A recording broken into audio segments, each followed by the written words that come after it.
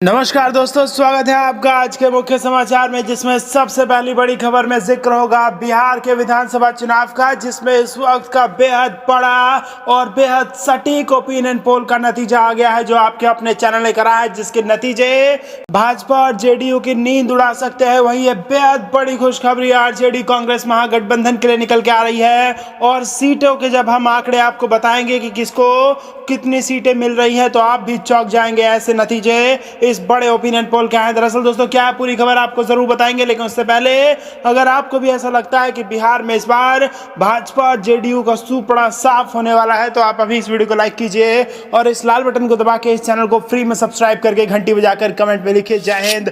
दोस्तों, रुक करते हैं तमाम बड़ी खबरों की तरफ, जिसमें सबसे पहली बड़ी खबर बिहार के विधानसभा चुनाव की, जहां पर बड़े ओपिनियन पोल का एक सटीक ओपिनियन पोल का नतीजा आ गया है। और इसमें आपको बता दें कि बिहार का चुनाव अब ज्यादा दूर नहीं है, 3 चरणों में बिहार में मतदान होने हैं, जिसका नतीजा 11 नवंबर को आएगा। लेकिन नतीजों से पहले क्या कुछ संभावित नतीजे हो सकते हैं, किस पार्टी को कितनी सीटें मिल सकती है, इसका आकलन हम आपके लिए लेके आए हैं। और इस वक्त आपके स्क्रीन पर इस बड़े ओपिनियन पोल का नतीजा, जिसमें आप देख सकते हैं कि 180 से ज्यादा सीटें कांग्रेस और आरजेडी के खाते में आती दिखाई दे रही हैं। जी हां दोस्तों, कांग्रेस आरजेडी का महागठबंधन 180 से ज्यादा सीटें जीतकर सरकार बनाने जा रही है बिहार के विधानसभा चुनाव के बाद, अगर आप इस ओपिनियन पोल को माने तो। वहीं अगर बात करें भाजपा जेडीयू के गठबंधन की, तो यहां पर जबरदस्त नुकसान देखने को मिल सकता है, और यहां पर महज 40 सीटों पर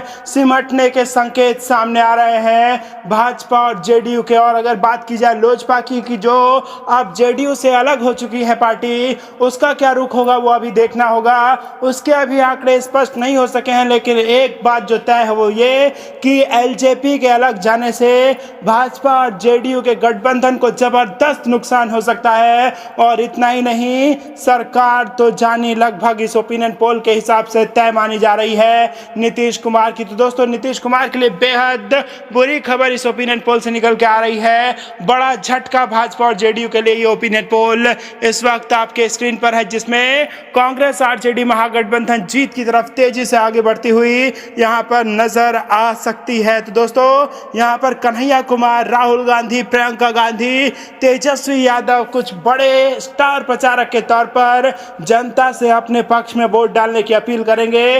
वहीं बात की जाए अगर लालू यादव फैक्टर की, तो उनको भी एक बड़े मामले में जमानत मिल चुकी है, और अगर चुनाव प्रचार के दौरान लालू यादव उसमें शामिल हो जाएं, तो फिर ये आंकड़े पुष्ट हो जाएंगे, और फिर उसके बाद आरजेडी कांग्रेस महागठबंधन की सरकार बनने लगभग तय मानी जा सकती है। तो दोस्तों, यहां पर बेहद बड़ी खबर निकल के आ रही है। लालू यादव का भी बहुत बड़ा रोल इस चुनाव प्रचार में माना जा रहा है यहां पर, और स्टार प्रचारकों के रूप में शत्रुघ्न सिन्हा सरीखे बड़े नेता यहां पर जनता से अपने हित में वोट मांगने के लिए जमीन पर उतर जाएंगे। चुनाव की सारी तैयारियां शुरू हो चुकी है, चुनाव प्रचार जोर शोर पर है। 3 चरण में मतदान होने के बाद 11 नवंबर को इसके नतीजे स्पष्ट हो जाएंगे। लेकिन इस प्रकार के ओपिनियन पोल हम आपके लिए लेके आते रहेंगे, जिसमें जनता की नब्ज को टटोलने की कोशिश हमारी तरफ से की जाती है। रैंडमली जनता से पूछा जाता है कि उनको क्या पसंद है, किसकी सरकार बनने वाली है, और क्या मुद्दे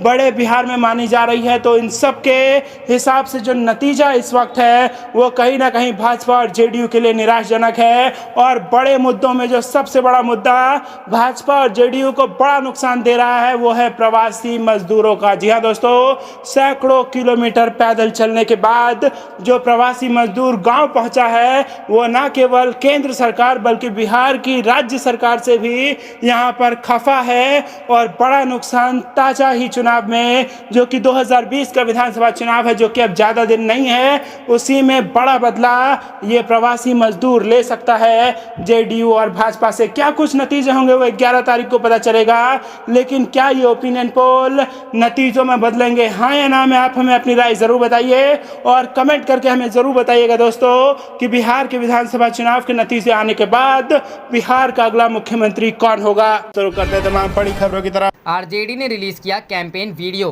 तेजस्वी भव नारा भी दिया, अब की बार चुपचाप लालटेन छाप। जी हां दोस्तों, बिहार विधानसभा चुनाव चुनाव में पहले चरण के मतदान के लिए जारी प्रचार में प्रमुख विपक्षी दल आरजेडी ने नीतीश सरकार पर जोरदार हमला बोला है। पार्टी के राष्ट्रीय प्रवक्ता मनोज झा ने सोमवार को एक प्रेस कॉन्फ्रेंस में सीएम नीतीश को निशाने पर लेते हुए शिक्षा, रोजगार और कोरोना जैसे मुद्दे पर कई सवाल पूछे। उन्होंने आरजेडी का कैंपेन वीडियो भी लॉन्च किया। इसमें जेडीयू प्रमुख नीतीश कुमार की सरकार को फेल बताया गया है। प्रेस कॉन्फ्रेंस के दौरान आरजेडी के प्रदेश अध्यक्ष जगदानंद सिंह भी मौजूद रहे। गाने को तेजस्वी भवा नाम से जारी किया गया है। आरजेडी ने इससे पहले एक ट्वीट के जरिए जेडीयू और भाजपा पर तंज भी कसा। इसमें कहा गया कि ना भूलेंगे ना भूलने देंगे, जुमलेबाजों की एक नहीं चलने देंगे, अब की बार चुपचाप लालटेन छाप। रुक करते हैं अगली खबर की तरफ। बिहार चुनाव, आरजेडी ने जारी की स्टार प्रचारकों की सूची। राबड़ी, तेजस्वी, तेजप्रताप समेत 30 नाम शामिल। यहां देखें पूरी लिस्ट। जी हां दोस्तों, बिहार विधानसभा चुनाव के लिए राजद ने अपने 30 स्टार प्रचारकों की सूची सोमवार को चुनाव आयोग को सौंप दी। सूची में लालू परिवार से राबड़ी देवी, तेजस्वी प्रसाद यादव, तेज प्रताप यादव, मीसा भारती का नाम शामिल है। वहीं पार्टी के प्रदेश अध्यक्ष जगदानंद सिंह का नाम मीसा भारती से भी नीचे है। वहीं लिस्ट में शिवानंद तिवारी, रामचंद्र पूर्वे, जयप्रकाश नारायण यादव, मनोज कुमार झा, अहमद अशफाक करीम, अमरेंद्र धारी सिंह, प्रेमचंद्र गुप्ता, डॉक्टर तनवीर हसन, वृषण पटेल, सुबोध कुमार, डॉक्टर सुनील कुमार सिंह, मोहम्मद फारूक, सुरेश पासवान, सुखदेव पासवान, राजवंशी महतो, सीताराम यादव, उर्मिला ठाकुर, कारी सोहेब, अनिल कुमार पासवान, प्रतिमा कुशवाहा, राजनीति प्रसाद, नारायण महतो, रामबली सिंह, अशोक कुमार सिंह, सलीम परवेज के नाम शामिल हैं। आरजेडी ने बुलंद किया तेजस्वी भव बिहार का नारा। राजद ने सोमवार को अपने प्रचार अभियान की विधिवत शुरुआत की। पार्टी के प्रदेश अध्यक्ष जगदानंद सिंह की मौजूदगी में राज्यसभा सांसद मनोज झा ने राजद का प्रचार वीडियो और गीत लॉन्च किया। इसमें पार्टी ने तेजस्वी भव बिहार का नारा बुलंद किया है।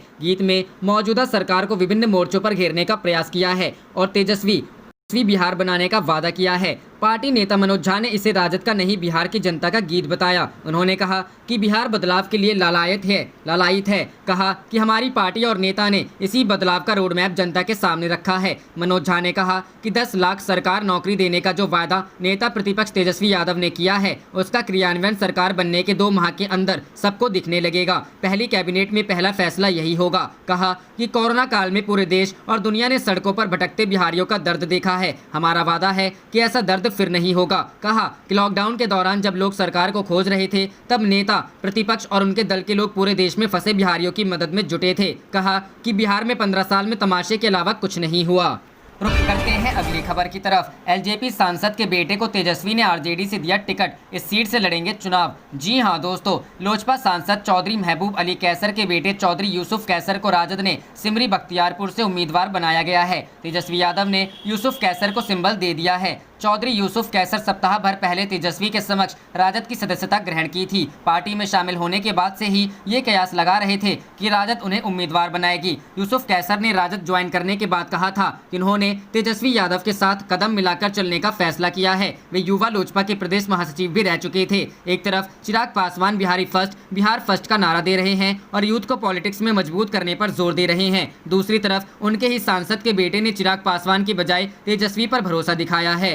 रुक करते हैं अगली खबर की तरफ। राजस्थान, किसानों ने केंद्रीय मंत्री को घेरा, बिना जवाब दिए निकले तो कांग्रेस ने कहा दाल में कुछ काला। जी हां दोस्तों, केंद्रीय जल शक्ति मंत्री गजेंद्र सिंह शेखावत रविवार को राजस्थान के श्री गंगानगर और हनुमानगढ़ के दौरे पर थे और इस दौरान न्यूनतम समर्थन मूल्य को लेकर किसानों ने उन्हें घेर लिया। किसानों ने उनसे विवादित कृषि कानूनों को लेकर सवाल किए तो वह वहां से कुछ कहे बगैर ही चले गए। इस घटना का वीडियो कांग्रेस प्रदेश अध्यक्ष और राजस्थान सरकार में मंत्री गोविंद सिंह डोटासरा ने ट्विटर पर शेयर किया है। साथ ही कहा कि आज केंद्रीय जल शक्ति मंत्री गजेंद्र सिंह शेखावत से श्री गंगानगर और हनुमानगढ़ के किसानों ने काले कानून के विरोध में कुछ सवाल पूछे तो मंत्री जी बच के निकल गए। मंत्री जी, जनता ने आपको वोट दिए हैं, जवाब तो देना ही पड़ेगा। आपका यूं बचकर निकलना यह साबित करता है कि दाल में कुछ काला है। वीडियो में किसान और अन्य लोग केंद्रीय मंत्री शेखावत से किसानों के मुद्दे पर बहस करते दिख रहे हैं। मंत्री ने बहस के दौरान लोगों से पूछा कि आप किसानों के पक्ष में हो या फिर व्यापारी के, तो लोगों ने कहा कि किसानों की वकालत कर रहे हैं। वहां उपस्थित एक शख्स ने कहा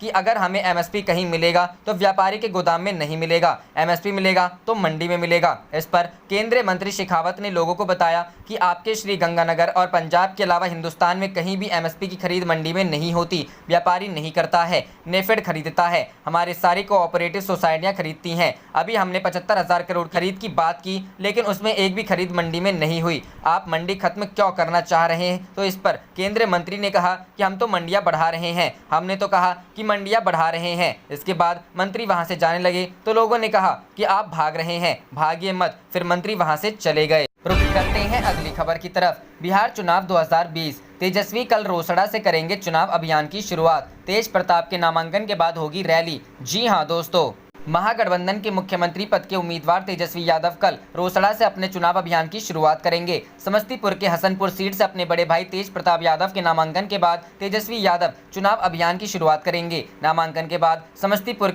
रोसड़ा में रैली होगी। तेज प्रताप आज समस्तीपुर के लिए रवाना होंगे। तेजस्वी कल समस्तीपुर जाएंगे। आरजेडी सुप्रीमो लालू प्रसाद के बड़े बेटे तेज प्रताप यादव को पार्टी ने समस्तीपुर के हसनपुर विधानसभा सीट से टिकट दिया है। हसनपुर से तेज प्रताप 13 अक्टूबर को अपना नामांकन दाखिल करेंगे। इसी बीच आरजेडी के एक नेता ने नाम नहीं छापने की शर्त पर बताया कि तेजस्वी यादव भी 14 अक्टूबर को राघोपुर से नामांकन कर सकते हैं। बिहार विधानसभा चुनाव की सुगबुगाहट होते ही तेज प्रताप यादव महुआ छोड़ हसनपुर में रोड शो कर बता दिया था कि अगला चुनाव हम हसनपुर से ही लड़ेंगे। बता दें कि तेज प्रताप यादव पहली बार 2015 में महुआ से विधायक निर्वाचित हुए थे। 2015 में राजद का नीतीश कुमार की पार्टी जेडीयू के साथ गठबंधन था, लेकिन इस बार समीकरण बदलते ही तेज प्रताप ने अपने को महुआ से हटाकर हसनपुर में सेट कर लिया। रुक करते हैं अगली खबर की तरफ। बिहार पोल्स, सीपीआई ने जारी की स्टार प्रचारकों की लिस्ट। कन्हैया कुमार समेत इन नेताओं का नाम है शामिल। जी हां दोस्तों, भारतीय कम्युनिस्ट पार्टी ने बिहार विधानसभा चुनाव के लिए अपने 30 स्टार प्रचारकों की सूची रविवार को जारी की। भारतीय कम्युनिस्ट पार्टी के महासचिव कॉमरेड डी राजा, पार्टी के राष्ट्रीय कार्यकारिणी के सदस्य और जेएनयू छात्र संघ के पूर्व अध्यक्ष कन्हैया कुमार और पार्टी के राज्य सचिव राम नरेश पांडे को स्टार प्रचारक बनाया गया है। स्टार प्रचारकों की सूची में पार्टी के राष्ट्रीय सचिव अतुल कुमार अंजान, अमरजीत कौर, रमेंद्र कुमार, अखिल भारतीय महिला फेडरेशन के महासचिव एनी राजा, पूर्व सांसद शत्रुघ्न प्रसाद सिंह, पूर्व विधान पार्षद उषा सहनी, राज्य सचिव मंडल सदस्य एम जब्बार आलम, राजेंद्र प्रसाद सिंह, राम बाबू कुमार और ओम प्रकाश नारायण को स्टार प्रचारक बनाया गया है। रुख करते हैं अगली खबर की तरफ। कोरोना काल में नाकामियों पर राहुल गांधी ने केंद्र को घेरा। अर्थव्यवस्था की बर्बादी के लिए पीएम को ठहराया जिम्मेदार। जी हां दोस्तों, कांग्रेस नेता राहुल गांधी ने केंद्र की मोदी सरकार पर उसकी नाकामियों को लेकर एक बार फिर निशाना साधा है। उन्होंने सभी बड़े मुद्दों को ट्वीट कर सीधे तौर पर पीएम मोदी और उनकी सरकार को घेरा है और उनसे सवाल पूछे हैं। कांग्रेस के पूर्व अध्यक्ष ने ट्वीट कर कहा, पहला, राज्यों के लिए केंद्र ने जीएसटी राजस्व का वादा किया।